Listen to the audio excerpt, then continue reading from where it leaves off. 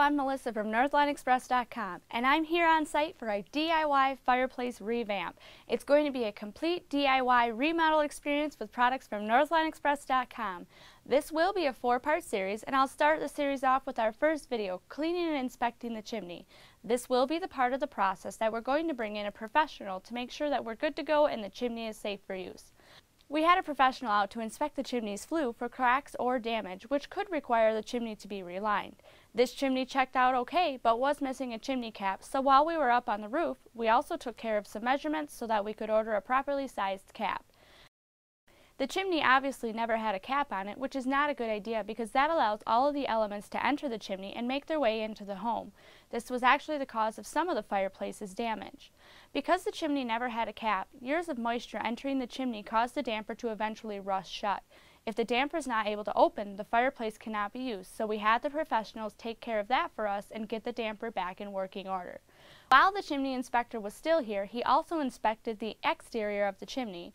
He told us that the main structure of the chimney was sound and had no damage, but the crown of the chimney did have some cracks that should be repaired or sealed.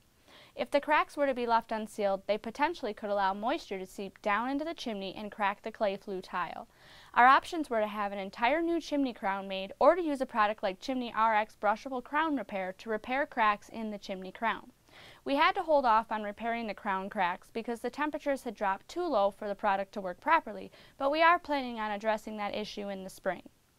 With this in mind, when we selected a chimney cap, we made sure that we chose a chimney cap that had a top that was large enough to cover the entire chimney crown. They told us this was the best way to help the situation through the winter months because it would help keep the snow and excess moisture off of the crown.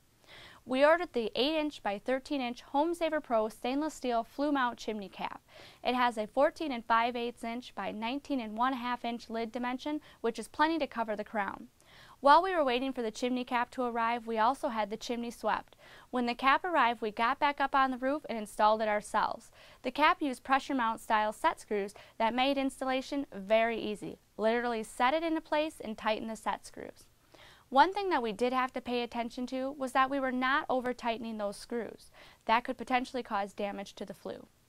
Once the cap was installed, the fireplace is ready and safe to be used. This leads us up to our second video in the 4-video series where we will be inspecting and cleaning out the firebox. Keep watching to see how easy it is to bring an old fireplace from drab to fab with products from NorthlineExpress.com.